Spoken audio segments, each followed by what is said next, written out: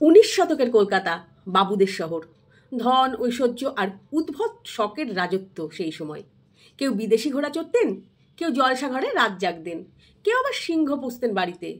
কিন্তু এই বাবুদের ভিড়ে এক তরুণ জমিদারের শখ যেন সবার থেকে আলাদা ছিল। তিনি পুষতেন, না পুষতেন বললে ভুল হবে, তিনি জমাতেন ব্রাহ্মণদের টিকি। হ্যাঁ, ঠিকই শুনেছেন, তিনি ছিলেন টিকি কাটা জমিদার। নমস্কার, আমি কাকলি। আমি আজও আপনাদের সামনে নিয়ে এসেছি টিকি কাটা জমিদারের গল্প। এই টিকি কাটা জমিদারের নাম ছিল কালীপ্রসন্ন সিংহ। জোড়াসাঁকোর সিংহ পরিবারের সন্তান ছিলেন তিনি, যিনি হুতম প্যাঁচা নামে আমাদের কাছে সব থেকে বেশি পরিচিত। মাত্র 30 বছর বয়সের জীবনেই তিনি অনুবাদ করেছিলেন মহাভারত, নাটক লিখেছেন, সমাজ সংস্কারে সাহায্য করেছেন, বাবুদের ভণ্ডামি ফাঁস করেছেন হুতম প্যাঁচার নকশায়। তবুও তার সব থেকে অদ্ভুত শখ ছিল ব্রাহ্মণদের টিকি কেটে নেওয়া এবং সেই টিকিগুলো জমানো। তার এই অদ্ভুত শখের পেছনেও রয়েছে একটি গল্প। তিনি প্রথম থেকে টিকি কেটে জমাতেন না।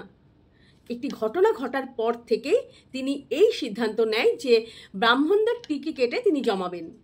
একদিন জমিদার বাড়িতে ব্রাহ্মণদের মধ্যে গরু দান করা হলো, কিন্তু এক ব্রাহ্মণ সেই গরুটা বিক্রি করে দিল কসাইয়ের হাতে। খবরটা পৌঁছালো কালীপ্রসন্নের কানে।